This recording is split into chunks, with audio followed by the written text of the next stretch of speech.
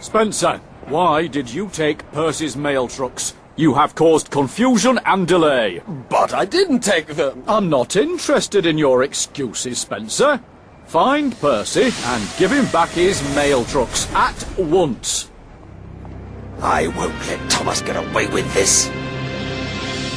That afternoon, Hero was waiting for Thomas. He was excited. His firebox flared and his steam swirled. Percy will be here soon with your water injector. It's the last part you'll need to make enough steam. I wonder if the Fat Controller will have seen any pictures of me. Of course he will. He'll be very proud to have you as part of his railway. I'm so happy. I have waited a long time. Suddenly there was the sound of a loud whistle. It was a whistle they both feared. It's Spencer! He's found us. Help Thomas. Spencer will make sure I'm sent to the smelter's yard. No, he won't, Hero. You're nearly fixed. You can puff away from Spencer. Follow me. So with a pounding puff and a heaving huff, Hero was on the tracks, following Thomas to steam away from Spencer. Hero steamed down the track, rattling and clattering. His pistons pumped and his boiler bubbled. Well done, Hero! Thank you, Thomas! Then there was trouble. Spencer snaked onto the tracks behind Thomas. Found you, Thomas! Spencer! Thomas's wheels whirred like the wind. You won't get away from me this time. Hero chuffed as fast as he could. He wanted to whoosh away from Spencer. Then Spencer saw Hero and gasped. Spencer had never seen an engine as strange as Hero before. Who are you? Hero! Thomas! That engine can't even puff properly. Hero's engine had started to clatter and clunk. His steam dome shook and his cylinders creaked. Hero was worried. Without the last engine part, Hero could only sputter and splutter. Hero's new lamp broke loose and hit Spencer. Now Hero's engine started to judder and jitter. Parts fell off. They clanged and they banged onto the track. No! Don't worry, Hero! You can do it! Thomas, help me! But the harder Hero huffed, the worse he wobbled. Keep puffing, Hero! More parts clattered and scattered from Hero's engine. Thomas! You can do it, Hero! I don't think he can. Hero knew Spencer was right. The master of the railway was once more a heap of scrap. Hero couldn't puff on. Is this what you've been doing, Thomas?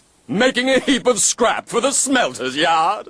Because that's the only thing that this engine's good for. The Fat Controller will make sure of that. Thomas felt terrible. He had worked so hard, but he had let Hero down. How can I stop Hero going to the smelter's yard now? Then Thomas heard another whistle. It was Gordon and the Express. I'll race you to Maithwaite, slow coach Spencer. I'll win! Spencer was surprised.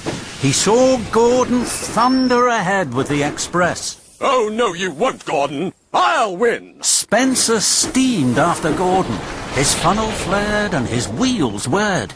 He didn't see Thomas looking down a smaller track. Don't worry, Hero. We'll hide you down here. Everything will be all right. But poor Hero looked sadder than ever. Gordon raced toward Maithwaite ahead of Spencer. Spencer was out of puff. Percy's mail trucks rattled and prattled behind him. I won! I told you I would! Before Spencer could ease his axles, the door of the Express swung open. The Duke and Duchess of Boxford stepped out. They were cross. Fumbling fenders. Spencer, you have let us down. We left you in charge of our summer house, and it's not ready for our holiday. Our friend the Fat Controller says you spend all day watching Thomas. And taking mail trucks that aren't yours. You told me you would take them back to Percy. And you haven't. Spencer's pride was in pieces. They have a very old engine. A heap of scrap, in fact. I was chasing it because, in fact, Fat Controller, you should... Please, Spencer, stop. Chasing engines that are a heap of scrap? We'll have to send you back to the mainland. It's quite clear. You're not fit to work. Please, may I help? I could work with Spencer at the summer house. I'm sure together we could have it ready in time. The Duke and Duchess were delighted. Thank you, Thomas. That is most kind of you. Please, keep an eye on Spencer. He's clearly not feeling well. Spencer wished steam. It was all too terrible. It was getting late as Thomas chuffed to see Hero. Hero was very sad. You did everything you could, Thomas. But I know now. I will be sent to the smelter's yard. No! No, you won't! I won't let that happen to you. I promise. Don't give up. And Thomas steamed sadly away to Tidmouth. All the engines were worried about Hero and cross with Spencer. I'm sorry I left my mail truck so close to Hero. I didn't know he was there. It looked like a very good hiding place. Don't worry, Percy. We all did our best. What shall we do now? I'm going to tell the Fat Controller. Why? We tried to fix Hero by ourselves. It didn't work. We need his help. First of all, I'll finish the summer house with Spencer. Then the Fat Controller will know that I'm a really useful engine. And he'll want to help me. The other engines were quiet. They knew Thomas was right. But they were worried for Hero. He was their friend. They wanted to look after him. While I'm busy, will you all go and visit Hero? Of course we will, Thomas. All the engines whistled. They were a team for Hero. For the next few days, Thomas and Spencer worked on the summer house busily. Thomas didn't let Spencer out of his sight. Thomas's friends all looked after Hero.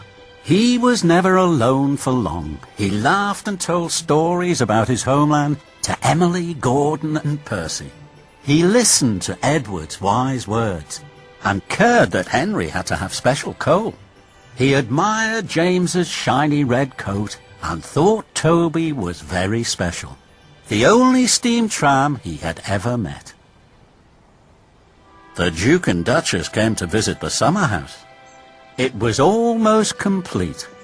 They were very pleased. Spencer beamed. He told them all about it, while Thomas puffed quietly away to see Hero. Hero was happy to see Thomas. Hello, Thomas, my best friend. Hello, Hero. Thomas could see Hero was sad. Hero, I won't let you be scrapped. Believe me. Tonight I will fix everything.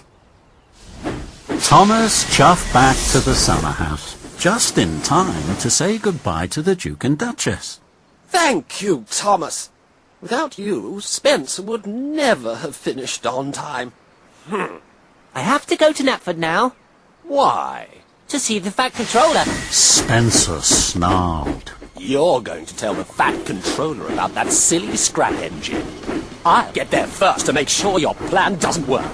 That engine will be sent to the smelter's yard, where he belongs. So Spencer pumped his pistons and clickety-clacked after Thomas. Thomas heard Spencer's wheels whooshing and whirring behind him. I'll puff hardest. I'll chuff quickest. I know I can. Thomas and Spencer had the race of their lives. Thomas steamed over bridges and wheeshed through tunnels.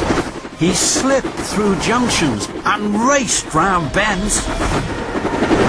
Spencer thundered and roared, but he couldn't get in front of Thomas.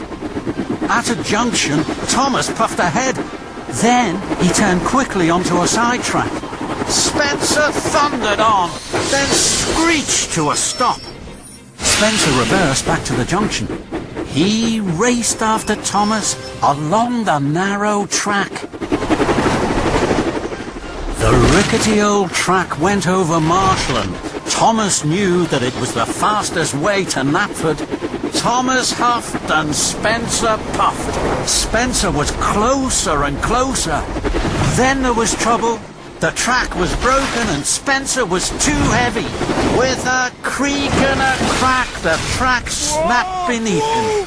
The mighty Spencer slid into the muddy marsh. Thomas stopped. He knew what had happened, but he could do nothing.